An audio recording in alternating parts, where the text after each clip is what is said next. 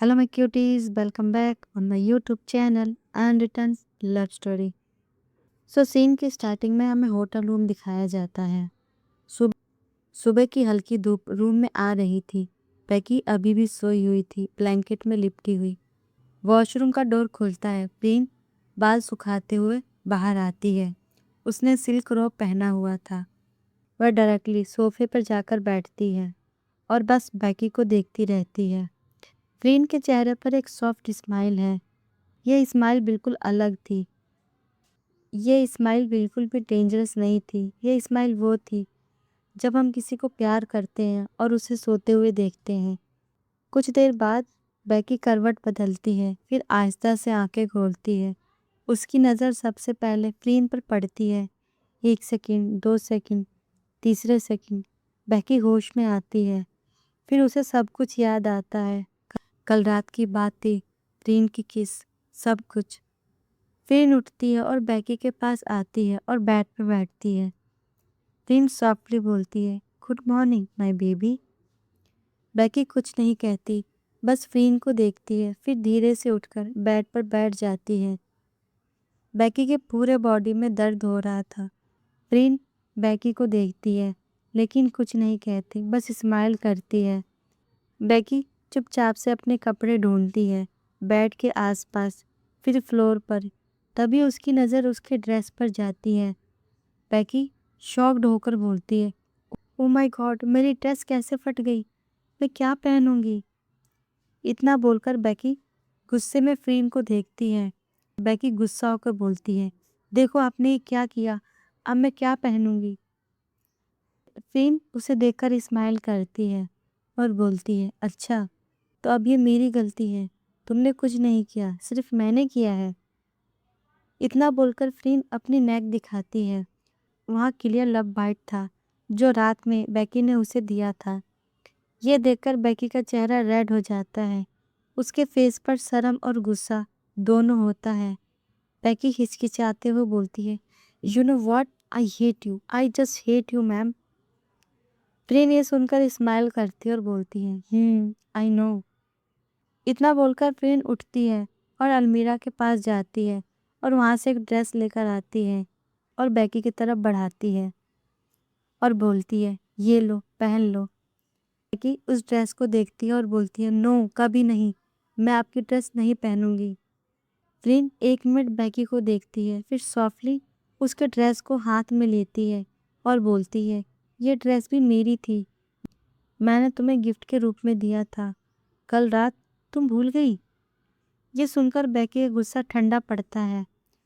उसे याद आता ये रेड गाउन प्रीन ने उसके लिए खरीदा था, उसे सरप्राइज करने के लिए। बेकी कुछ नहीं कहती, बस चुप हो जाती है। तभी डोर पर नॉक होता है। प्रीन डोर की तरफ जाती है और डोर ओपन करती है। एक डिलीवरी मैन खड़ा है। डिलीवरी मैन बोलता है, ma'am, ma'am order for miss Preen Sarocha. Preen parcel लेती है, सिग्नेचर करती है और फिर डोर को क्लोज कर देती है और लॉक भी लगा देती है। वो पार्सल खोलती है। अंदर एक सिंपल लेकिन एलिगेंट वाइट ड्रेस थी। प्रीन बेकी की तरफ बढ़ाती है और बोलती है, ये लो, इसे पहन लो। बेकी वो ड्रेस चुपचाप ले लेती है और प्रीन को देखती है। प्रीन भी उसे देखती है। बेकी कुछ सोचकर बोलती है, मैं इस ड्रेस के पैसे दे दूंगी। इतना बोलकर बेकी उठती है, ब्लैंकेट से खुद को कवर करती हुई और वॉशरूम की तरफ भागती है। प्रीन वहीं खड़ी रहती है। उसके लिप्स पर एक सॉफ्ट स्माइल थी। कुछ देर बाद वॉशरूम का डोर खुलता है। बेकी बाहर आती है। उसने वाइट ड्रेस पहनी हुई थी, सिंपल लेकिन एलिगेंट। बेकी उस ड्रेस में बहुत ही क्यूट और ब्यूटीफुल लग रही थी। प्रीन बेकी को देखती है। प्रीन अपनी आंखें हटा नहीं पाती बेकी से। बेकी मिरर के पास जाती है और खुद को देखती है। ड्रेस परफेक्ट फिट थी। मिरर के सामने प्रीन के रिफ्लेक्शन में देखकर बोलती है, मैं इस ड्रेस के पैसे दे दूंगी, आप मुझे बताओ कितने का है? प्रीन बेकी की बातें सुनकर कुछ नहीं कहती, सिर्फ अपना सर हिलाकर उसे मना करती है। बट बेकी फायरली बोलती है, नहीं, हमारी डील हुई थी, आज से आप अपने रास्ते, मैं अपने रास्ते, इसलिए मैं इस ड्रेस के पैसे दूंगी। ये सुनकर फ्रीन अब कुछ नहीं कहती। वह अपना पर्स उठाती है और बिल निकालती है और बेकी को दिखाती है। बेकी उस बिल को लेती है और देखती है। बिल पर लिखा था 10,000। यह देखकर बेकी की आंखें बड़ी हो जाती हैं। बेकी खुद से ही सोचती है, अरे अब मैं ये कहाँ फंस गई। 10,000, मेरे पास तो 1,000 रुपीज़ भी मुश्किल से हैं। लेकिन वो अपने आप को संभाल लेती है। बेकी एक फेक कॉन्फिडेंट के साथ कहती है, ठीक है, अभी तो नहीं है मेरे पास, लेकिन कुछ दिनों में दे दूंगी। फ्रीन कैजुअली बोलती है, कितने दिनों में? बेकी थोड़ा घबराकर बोलती है, दे दूंगी, मैं कहीं भाग थोड़ा रही हूँ। फ्रीन फाइनली बोलती है, तो दिन बताओ। बेकी कुछ देर सोचती है, फिर कहती है, 10 दिन में। फ्रीन की आंखों में एक चमक आती है। वो स्माइल करती है और बोलती है, ओके, 10 दिन बाद मिलती हूँ अपने पैसे लेने। इतना बोलकर फ्रीन उठती है और रेडी होती है।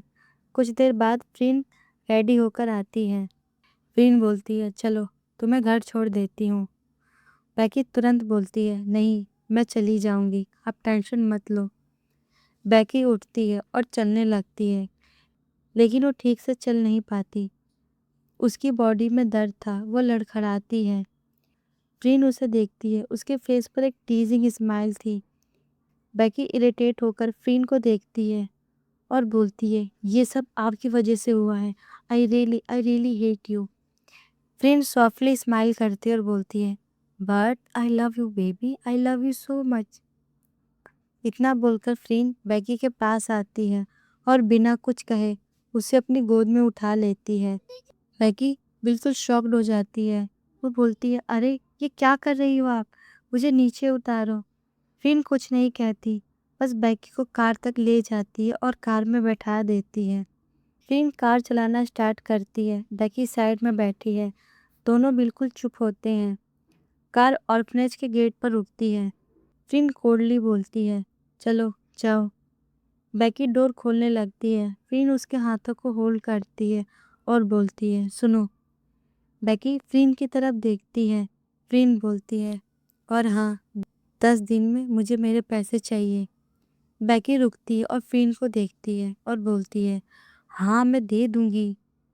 फ्रीन टीजिंग वे में बोलती है, जब तक तुम मुझे पैसे नहीं देती तब तक इंटरेस्ट लगती रहेगी। बेकी कंफ्यूज होकर फ्रीन की तरफ देखती है और बोलती है, इंटरेस्ट? कैसा इंटरेस्ट? फ्रीन झट से बेकी के करीब आती है और उसके चिक पर किस करती है, फिर उसके लिप्स पर एक छोटी सी किस। फ्रीन धीरे से बोलती है, यह इंटरेस्ट। बेकी शॉक हो जाती है। फ्रीन स्माइल के साथ बोलती है, चलो अब जाओ, नहीं तो सारी इंटरेस्ट आज ही ले लूँगी। बेकी डर के मारे झट से उस कार से उतर जाती है। बेकी एक बदतमीजी टोन में डरते हुए बोलती है, पता नहीं इन्हें प्रिंसिपल किसने बनाया, एक नंबर की साइको है, साइको। इतना बोलकर वो अजीब तरीके से चलती हुई, लड़खड़ाती हुई ऑर्फनेज के अंदर चली जाती है। फ्रीन कार में बैठी उसे देखती रहती है। उसके होठों पर एक डेंजरस स्माइल थी। फ्रीन खुद से ही कहती है, साइको, मे बी, मैं हूँ। इतना बोलकर वो कार स्टार्ट करती और वहाँ से चली जाती है। अब हमें बेकी का रूम दिखाया जाता है। बेकी अपने बेड पर लेटी हुई थी, उसी वाइट ड्रेस में। वह ड्रेस को देखती है, फिर वो मिरर के सामने खड़ी होती है और उस वाइट ड्रेस को देखती है और फिर बोलती है, 10,000 रुपीज़ मैं कहाँ से लाऊंगी, कैसे दूंगी फ्रीन को। यहाँ पे ये सीन शिफ्ट होता है। अब हमें सरोचा मैंशन दिखाया जाता है। एक बड़ी सी मैंशन, बहुत ही लग्जरी। फ्रीन अंदर आती है। वह अपने घर आई थी अपने डैड से मिलने। फ्रीन के डैड मिस्टर सरोचा एक पावरफुल लेकिन स्ट्रिक्ट पर्सन थे। वह सामने आते हैं।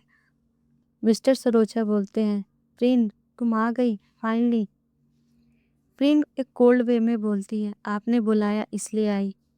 फ्रीन के डैड बोलते हैं, मैंने जो तुमसे कहा था वो कब करोगी। फ्रीन अपने डैड के आंखों में देखती है और बोलती है, मैं कोई मॉम नहीं हूँ जो आपकी सारी बात मानूं। मैं आपसे नफरत करती हूँ, नफरत। इतना बोलकर वे आगे बढ़कर जाने लगती है। फ्रीन के डैड फ्रीन के हाथों को होल्ड करते और बोलते हैं, सुनो, मुझे 3 मंथ के अंदर इस घर का वारिस चाहिए। या तो तुम किसी से शादी कर लो या मेरी बात मानकर मेरी पसंद से शादी करो। इतना सुनकर फ्रीन रुकती है और मुड़कर अपने डैड को देखती है। उसके फेस पर एक डेंजरस स्माइल आती है। फ्रीन बोलती है, मिस्टर सरोचा, शायद आप भूल रहे हैं आप किससे बात कर रहे हैं। मैं आपकी मर्जी से शादी तो दूर की बात है, किसी से मिलने भी नहीं जाऊंगी। इतना बोलकर फ्रीन अपना हाथ झटके से छुड़ा लेती है। फ्रीन फ्रीन अपनी बातों को कंटिन्यू करती है और बोलती है, अपने उस स्टेप बेटे से कहो, शायद वो आपकी ड्रीम पूरी करे। तभी सैम अंदर आता है।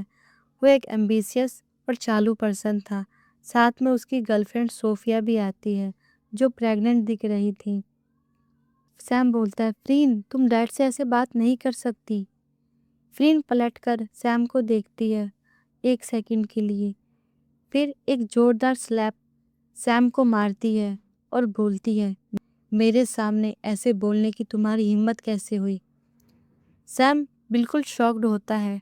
सैम अपना एक हाथ अपने गाल पर रखता है और फ्रीन को देखता है।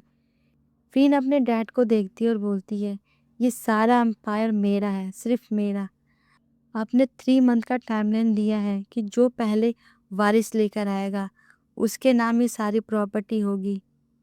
इतना बोलकर फ्रीन एक स्टेप आगे बढ़ती है और बोलती है, लेकिन मुझे कोई वारिस की ज़रूरत नहीं है, मैं आपकी जगह लूँगी, ये सब कुछ मेरा है, बस मेरा।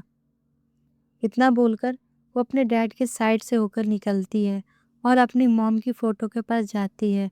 फ़ोटो उठाती है बहुत ही प्यार से और फ़ोटो को बहुत ही प्यार से देखती है। उस फ़ोटो को रखती है और वहाँ से चली जाती है।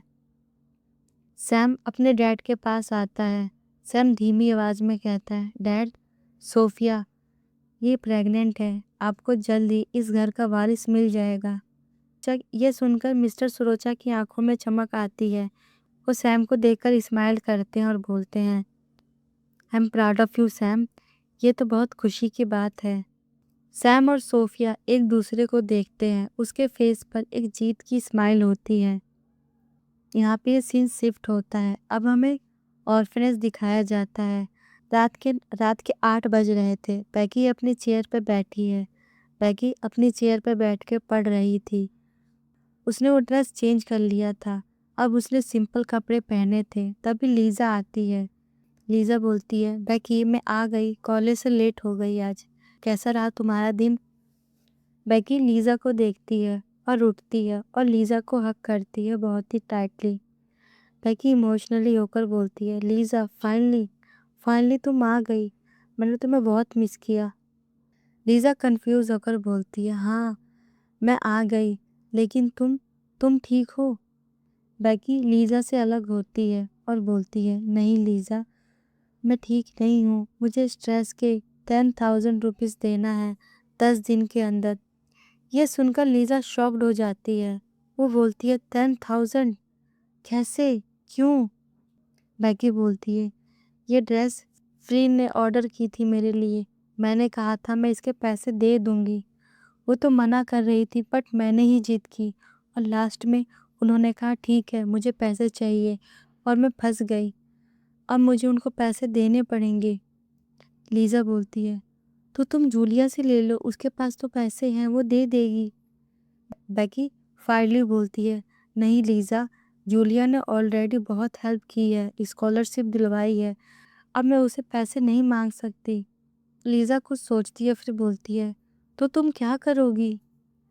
बैगी सोचते हुए बोलती है, मैं कोई पार्ट टाइम जॉब कर लूँगी, कुछ भी कर लूँगी। यह सुनकर लीज़ा कुछ सोचती है फिर एक्साइटेड हो जाती है और बोलती है, अरे कॉलेज में एक लड़की है, उसने मुझे बताया था वो एक बार में काम करती है पार्ट टाइम, एक दिन में अच्छे पैसे मिल जाते हैं। बैगी एक्साइटेड हो जाती है। वो बोलती है, सच, वो कौन सी लड़की है, कैसे मिल सकती हूँ मैं उससे। लीज़ा बोलती है, कल कॉलेज में मिलते हैं उससे, मैं तुम्हें मिलवा दूँगी। बैगी लीज़ा की आंखों में देखती है और बोलती है, thank you so much Lisa, thank you so much. इतना बोलकर दोनों फिर से हक करते हैं। लीज़ा अपने बैग से कुछ नोट्स निकालती है और बेकी की तरफ बढ़ाती है और बोलती है, ये लो आज के नोट्स। तुम कॉलेज नहीं आई थी ना, ये तुम्हारे लिए हेल्पफुल होगी, इसे पढ़ लेना। बेकी वो नोट्स ले लेती है और बोलती है, कल उस लड़की से मिलते हैं जो बार में काम करती है, देखते हैं क्या स्कोप है। हाँ, मैं बात करवा दूंगी तुम्हारी उससे, कल तुम उससे मिल लेना। बेकी फिर से लीज़ा को थैंक यू बोलती है। बेकी बोलती है, थैंक यू लीज़ा, तुम ना होती तो। लीज़ा बोलती है, चलो चलो अब सो जाओ, कल जल्दी कॉलेज जाना है। इतना बोलकर लीज़ा चली जाती है। बेकी बेड पर लेट जाती है, फ्रीन के बारे में सोचती है, ड्रेस के बारे में सोचती है, 10,000 के बारे में सोचती है। फिर वो अपनी आंखें बंद कर लेती है और यहीं पे इस एपिसोड की एंडिंग होगी। देखते हैं नेक्स्ट एपिसोड में क्या होगा। अगर आपको ये वीडियो अच्छी लगी तो प्लीज़ मेरे वीडियो को लाइक करें। कोई नया हो आई रिक्वेस्ट मेरे चैनल को सब्सक्राइब करें। कमेंट करके बताएं आपको वीडियो कैसी लगी। मैं आपसे मिलती हूँ एक नए वीडियो में। जब तक के लिए अपना ख्याल रखिए। Bye bye.